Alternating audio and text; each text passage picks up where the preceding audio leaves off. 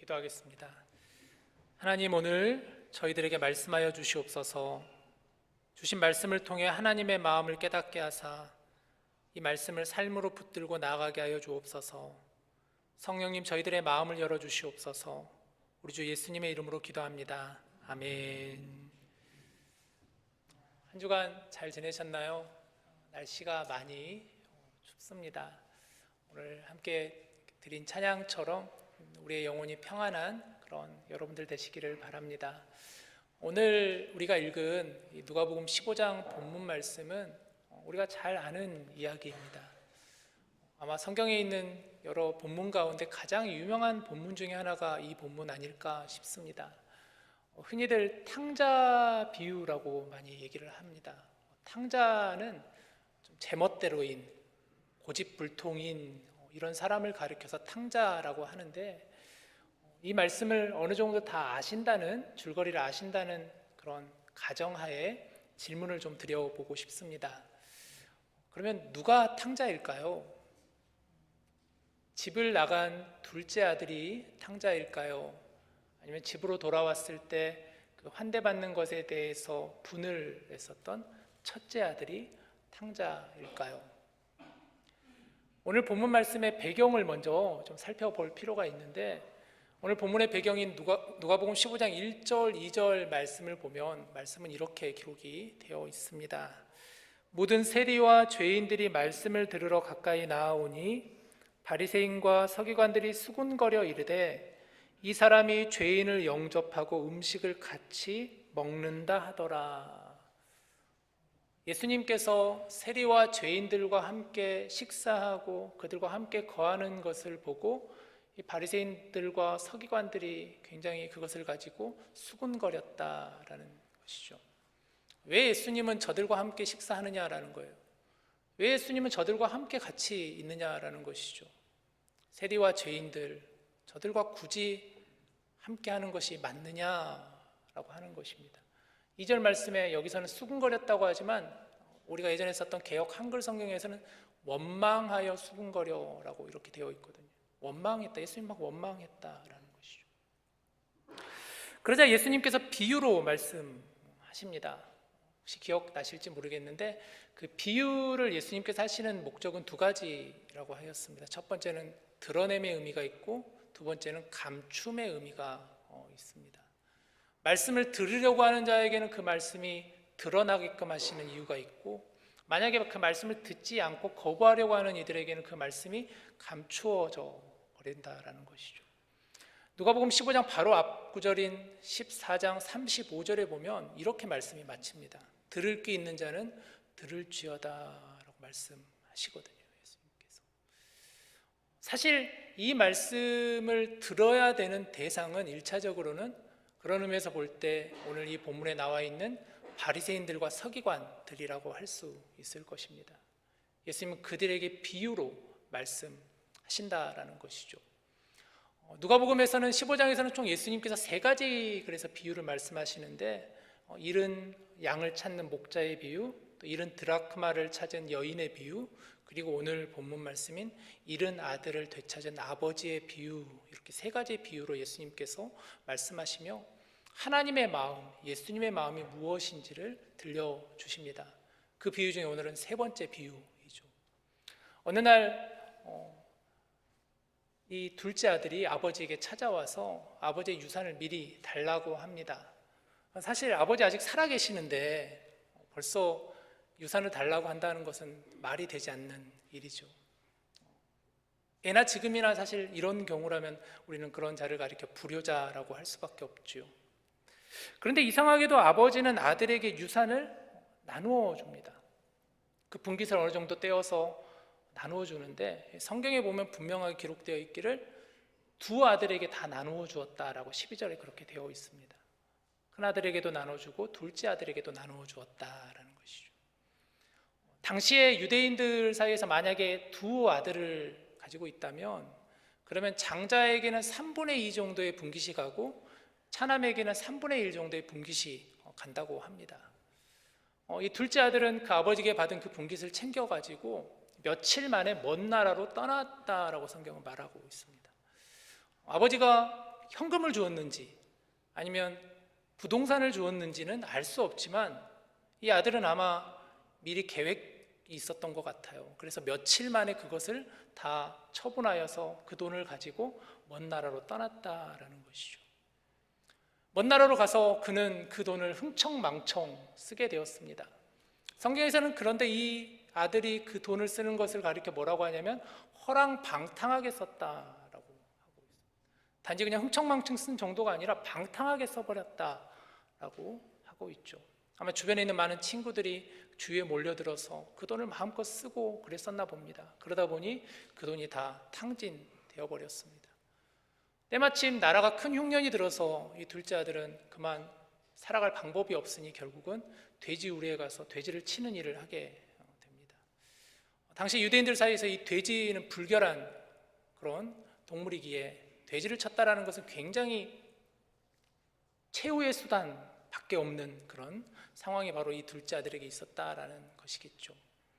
그런 아들이 이제서야 어떻게 할까요? 본문 17절부터 19절 말씀을 보시면 이에 스스로 돌이켜 이르되 내 아버지에게는 양식이 풍족한 품꾼이 얼마나 많은가 나는 여기서 줄여 죽는구나. 18절 내가 일어나 아버지께 가서 이르기를 아버지 내가 하늘과 아버지께 죄를 지었사오니 지금부터는 아버지의 아들이라 일컬음을 감당하지 못하겠나이다. 나를 품꾼의 하나로 보소서 하리라.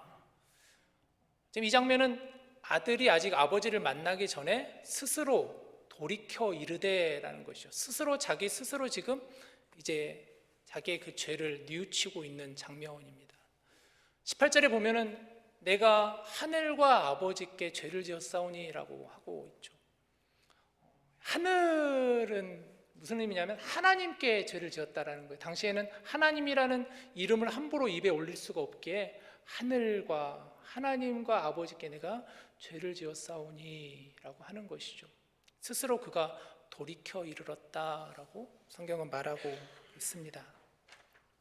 여러분, 회개가 무엇일까요? 웨스트민스터 소요리 문답 87번 문항을 보면 회개는 이렇게 정리하고 있는데 그것을 한번 가지고 와봤습니다. 보시는 것과 같는데요, 회개란 지적이고 감정적이고 의지적인 부분이 다 들어가 있어야 된다는 것이에요. 먼저 첫 번째는 지적으로 알아야 되는 것이 바로 회개입니다. 내가 죄인인지, 내가 얼마나 큰 죄인인지를 자기를 스스로 알고 그리스도 안에서 하나님의 자비를 깨달아야 하는 것이 바로 회개의 시작입니다. 그리고 감정적으로는 자기의 죄에 대해서 슬퍼하고 미워해야 한다는 것이죠. 애통해야 하고 아파하며 이 죄가 얼마나 큰 죄인지를, 얼마나 하나님께서 싫어하시는 것인지를 내가 알고 눈물을 흘리며 애통하는 것을 말하는 것이죠. 지적이고 감정적인 것에만 그치는 것이 아니라 이것이 의지적으로까지 이어져야 되는 것입니다. 새롭게 순종하고자 하는 굳은 결심과 노력이 있어야 된다는 것이죠. 그래서 죄에서 떠나 하나님께로 돌아가야 되는 것이다. 이게 바로 회개라고 할 수가 있습니다. 아버지께로 돌아간 아들에게 무엇이 기다릴까요? 20절 말씀을 보시죠. 이에 일어나서 아버지께로 돌아가니라. 이 아들이 이제 아버지께로 돌아갑니다. 아직도 거리가 먼데 아버지가 그를 보고 측은히 여겨 달려가 목을 안고 입을 맞추었다라고 말하고 있습니다. 무엇이 기다리고 있습니까? 아버지의 환대가 기다리고 있었습니다. 철없는 둘째 아들이 언젠가는 다시 돌아오리라 생각하며 아버지는 늘 기다렸었나 봅니다. 먼 발치에서 아들의 모습이 희미하게 보이자 아버지가 달려가, 아버지가 먼저 그 아들을 보고 달려갔다라는 거예요. 체면 따지지 않고 아버지는 아들을 보자 측은히 여기며 달려가 그 아들을 끌어안고 입을 맞춥니다. 아버지의 환대에 아들은 다시 한번 아버지께 죄를 고백합니다. 제가 죄인입니다. 하나님과 아버지께 죄를 지었습니다. 저를 품꾼으로라도 써주십시오. 저는 아버지의 아들이 될 자격이 없습니다. 그러나 아버지는 아들을 단지 환대만 한 것이 아니었습니다. 아들에게 제일 좋은 옷을 입혀 주었습니다. 또 본인이 끼고 있었던 가락지를 아들에게 끼워주고 신발을 신겨 주었습니다. 가락지를 끼워주고 좋은 옷을 입혀주고 신발을 신겨 주었다라는 것은 단지 볼품이 없어서 그런 아들에게 뭔가를 입혀주고자 하는 그런 의도 정도가 아니라, 아들은 지금 나는 아버지 아들이 자격이 없습니다라고 하였지만 아버지는 그것이 아니다, 다시 한번 아들의 지위를 회복시켜 주시는 것이라고 할 수가 있습니다. 그러면서 아버지는 살찐 송아지를 잡아 큰 잔치를 열어줍니다. 24절도 보시죠. 이 내 아들은 죽었다가 다시 살아났으며 내가 잃었다가 다시 얻었노라 하니 그들이 즐거워하더라 라고 하였습니다. 아버지는 그 아들을 향해서 내 아들이라고 하였습니다. 내 아들이다. 그리고 내 아들이 죽었다가 다시 살아났으며 잃었다가 다시 얻었다 하면서 즐거워하였다라는 것입니다. 그리고 아들을 품어주었습니다. 여러분, 둘째 아들이 탕자입니다. 그는 분명 탕자가 맞습니다. 둘째 아들은 돌아온 탕자라고 할 수가 있겠죠. 자신의 죄를 회개하고 아버지께 돌아왔을 때 자신을 늘 기다려주던 아버지를 만나게 되고 아버지의 품 안에서 극진한 환대와 자신의 정체성을 다시 회복하게 된 돌아온 탕자가 바로 둘째 아들입니다. 이 둘째 아들을 보면서 우리의 모습이 혹시 둘째 아들의 모습으로 비춰지지는 않았나요? 혹시 우리는 아버지 곁을 떠나려고 한 적이 없었나요? 혹은 허랑방탕하게 살아가는 그런 우리들의 모습이 있지는 않았었나요? 한 주간 우리는 세상에 거하며 살아가다 이렇게 주일이 되면 다시 아버지의 품으로 나오는 그런 우리들 아니었나요?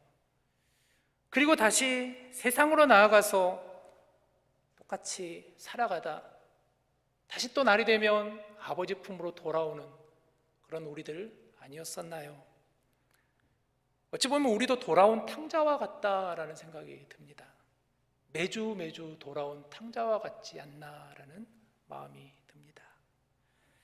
그런데 집안에 있던 첫째 아들이 둘째 아들이 돌아왔다는 소식을 듣습니다.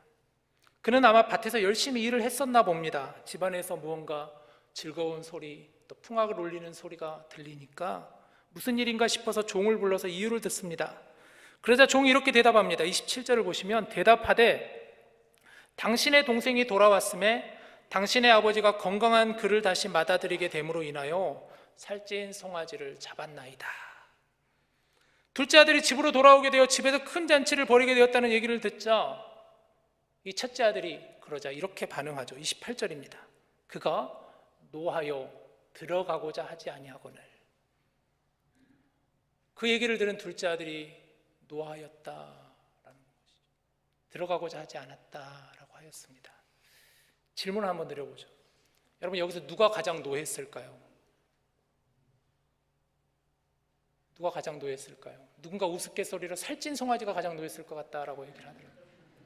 벼랑간 살찐 송아지는 무슨 죄가 있길래 나를 지금 잡고 이 난리야. 사실 웃자고 하는 얘기고 가장 노한 사람은 바로 첫째 아들이겠죠. 왜 그러면 노했을까요? 왜 기뻐하지 않았을까요?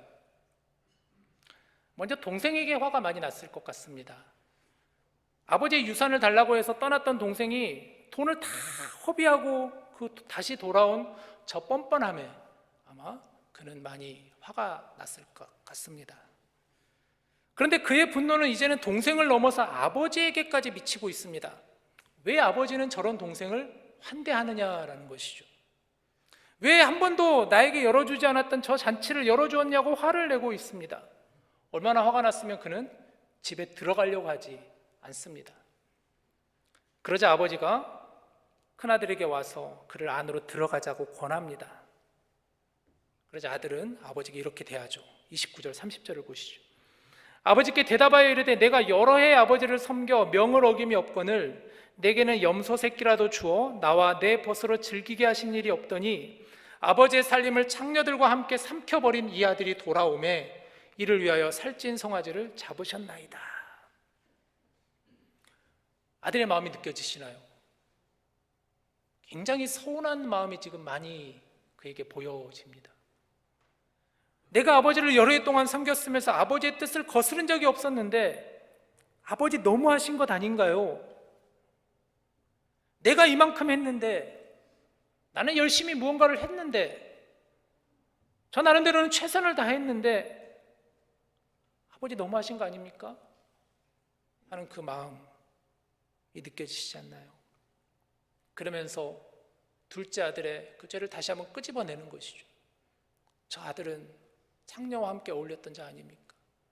저 아들은 그 돈을 다 탕진한 아들 아닙니까? 여러분, 그런데 과연 첫째 아들에게 아버지에게 그렇게 말할 자격이 있을까요? 가만히 보면 이 첫째 아들의 모습 속에서 지금 자기의 의는 굉장히 꽉 차 있는데 사랑이나 연민의 마음은 느껴지지는 않습니다. 그는 자기의 의로 인해 자신을 스스로 교만하게 만들고 있는 것처럼 보여집니다. 비교의식으로 자신을 스스로 미움이라고 하는 수렁으로 밀어넣고 있는 것처럼 보여집니다.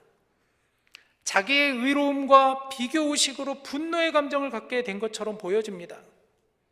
계속해서 그런 모습으로 자기를 스스로 자극하고 있는 것처럼 보여지질 않나요? 자신도 모르는 사이에 그는 또 하나의 잃어버린 아들이 되어가고 있는 것처럼 보여지진 않나요? 3절 표현에 다시 보니까 그는 자신의 동생을 가리켜서 뭐라고 하냐면 이 아들이 돌아오매라고 아버지에게 말하고 있습니다. 아버지를 향해서 이 아들이 돌아왔다라고 말하고 있는 것을 보십시오. 자신의 동생인데도 불구하고 이 아들이 무슨 말입니까? 저 동생은 아버지의 아들 아닙니까? 제 동생은 아닙니다. 동생이 죽었다가 살아났다, 잃었다 다시 찾았다는 그 기쁨이 그에게서는 전혀 느껴지지 않습니다. 예수님께서 탕자 비유에 이 첫째 영을 등장시킨 이유가 있었겠죠. 앞서 세리와 죄인들이 예수님과 함께 있고 함께 식사하는 모습을 보며 그런 예수님을 정죄하고 비판하고 원망하고 수군거렸던 그 바리새인과 서기관들, 그들을 향해 예수님은 너희는 이 첫째 아들과 같구나 라고 말씀하시지 않으셨을까요? 그래서 예수님께서 이 비유의 말씀을 또 하신 것 아닐까요? 그래서 들을 게 있는 자는 제발 좀 들으라 말씀하시는 것 아니겠습니까? 첫째 아들을 조금 더 생각해 보면 아까 말씀드렸던 것처럼 아버지는 둘째 아들에게만 분깃을 준 것이 아니라 첫째 아들에게도 각각 주었다라고 하였는데, 그런데 당시 첫째 아들은 아무것도 하지 않았습니다. 나서서 아버지와 둘째 아들의 사이를 중재하지도 않았었고요, 또 아버지가 공개적인 망신을 당할 때 그는 아무것도 한 것이 없었습니다. 동네 사람들이 수군거렸겠죠. 저 집 이야기 들어봤어? 둘째 아들이 가가지고 아버지 돌아가시지도 않았는데 유산 달라고 하고 들었어. 그러나 첫째 아들은 아무것도 하지 않았다라는 거예요. 조용히 자신의 이익만 챙겼습니다.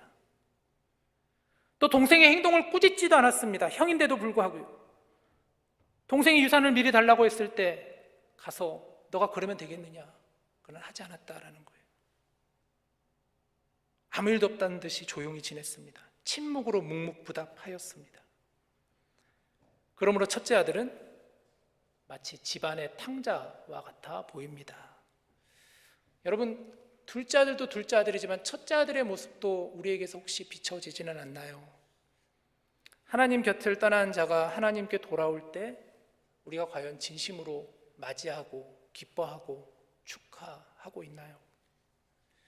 나는 열심히 섬기고 있는데 그것을 인정해 주지 않으면 뭔가 좀 마음이 불편해지지는 않나요? 내가 누구인데 감히. 내가 사랑으로 누군가에게 격려와 칭찬을 해줘야 되는데 때로는 비교 때문에 불편해지지는 않으신가요? 혹여나 잘못된 길로 가는 누군가에게 조금 더 따끔하게 사랑의 질책을 해줘야 되는데 괜히 불편해질까봐, 괜히 불편한 관계가 생길까봐 오히려 침묵으로 방관하고 있던 적은 없었나요?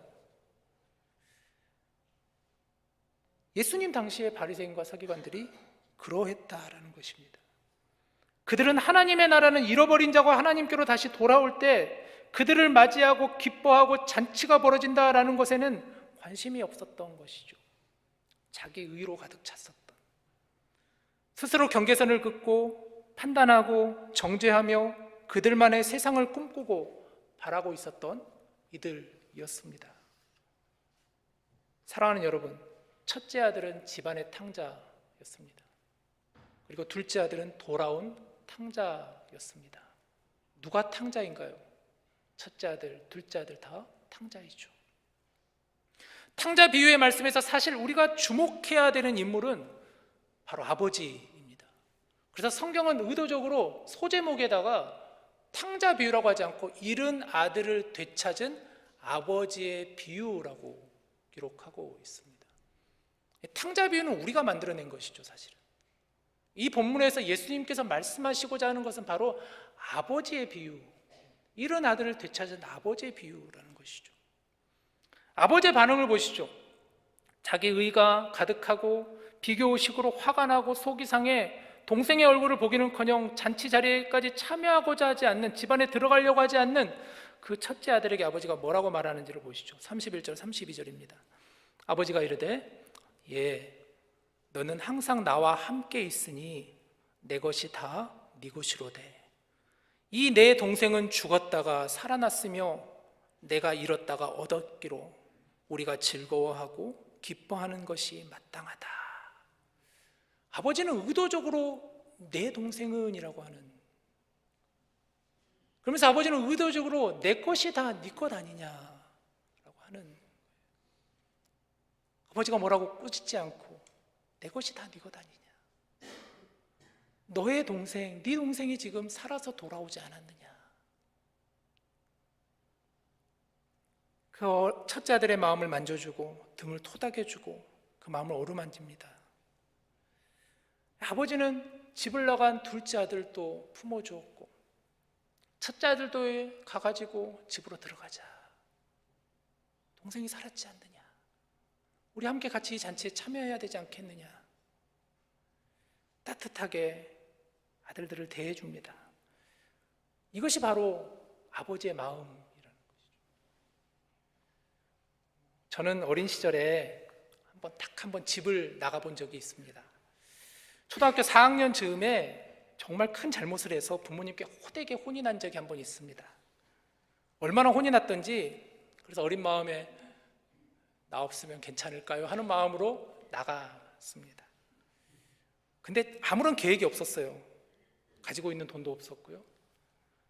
한두 시간 정도 동네를 배회하는데 멀리선가 부모님께서 저를 부르는 소리가 들렸습니다. 이나, 그만 돌아와, 빨리 돌아와.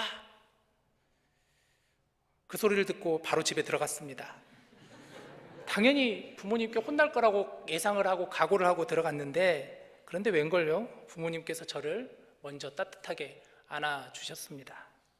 그때 알았죠. 아, 이것이 바로 부모님의 마음이고 부모님의 사랑이구나.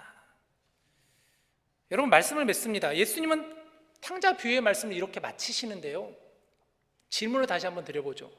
첫째 아들은 그러면 아버지를 따라 집 안으로 들어가 잔치에 참여했을까요?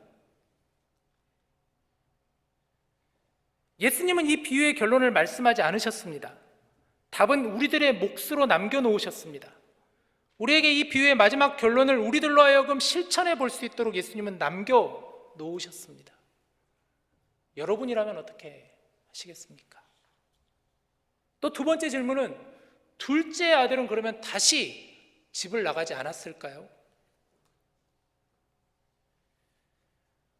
렘브란트의 돌아온 탕자라는 그림이 있습니다.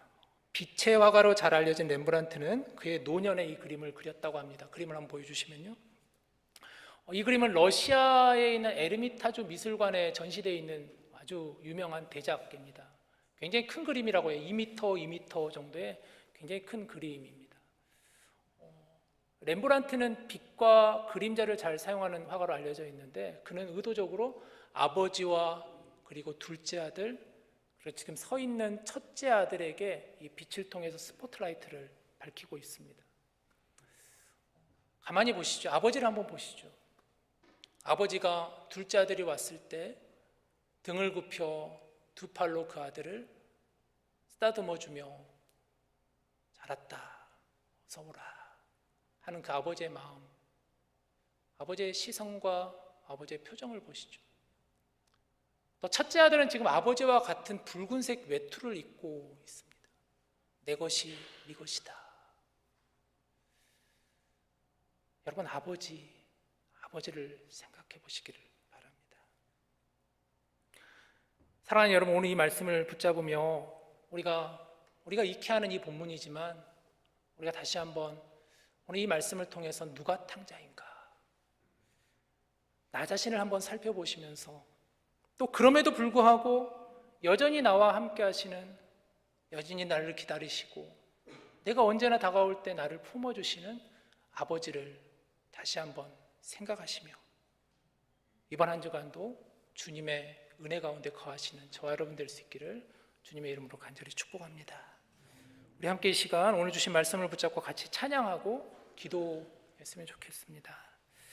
아버지 당신의 마음이라는 찬양입니다. 아버지 당신의 마음이, 정말 그 하나님의 마음이 어디에 있는가, 아버지의 시선이 어디에 있는가, 아버지의 걸음이 어디에 있는가를 우리가 이 찬양을 통해서 함께 고백하고 결단하기를 바랍니다.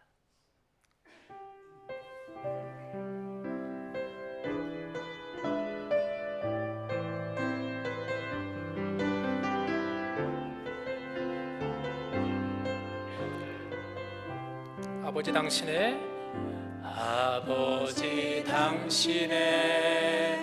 마음이 있는 곳에 나의 마음이 있기를 원해요.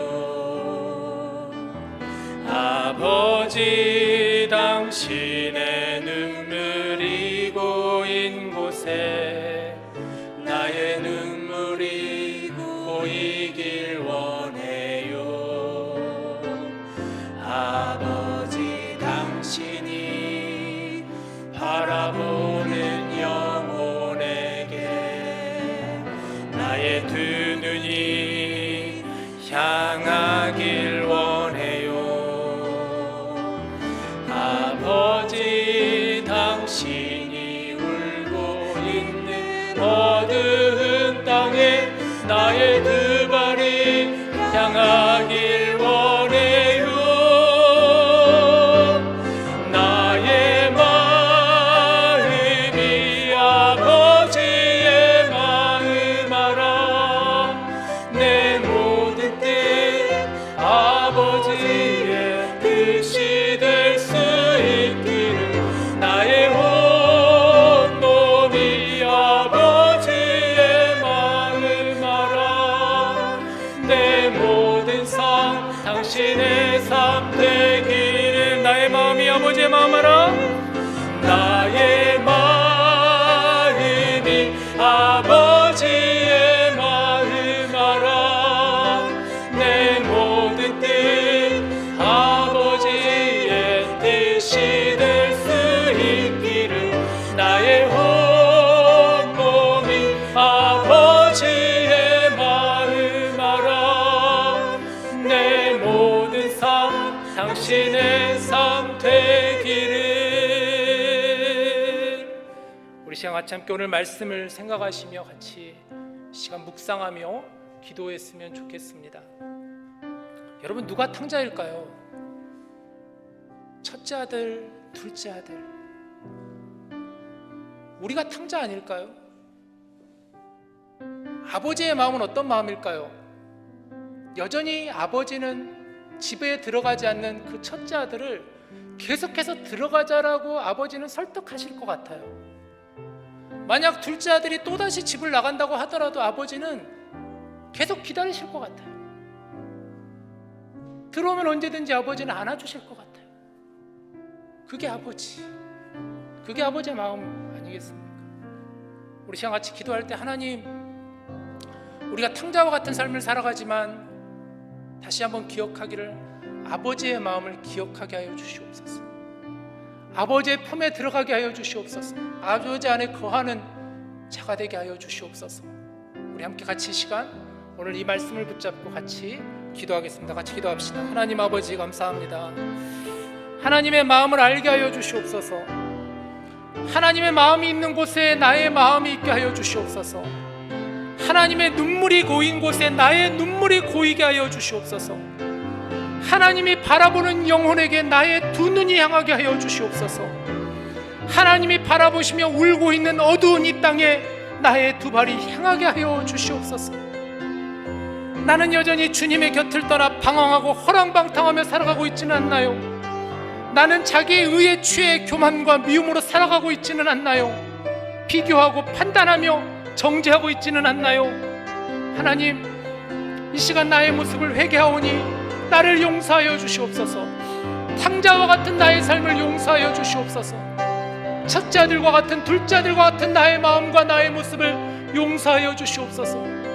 이 시간 다시 한번 아버지의 마음을 알게 하여 주시고 그 아버지의 품에 안길 수 있는 자가 되게 하여 주시옵소서. 하나님, 우리 안에 거하여 주시옵소서. 그 마음을 깨달아 하는 한 주간이 될 수 있도록 도와주시옵소서. 아버지 하나님, 우리를 붙잡아 주시옵소서. 하나님의 마음을 알게 하여 주옵소서.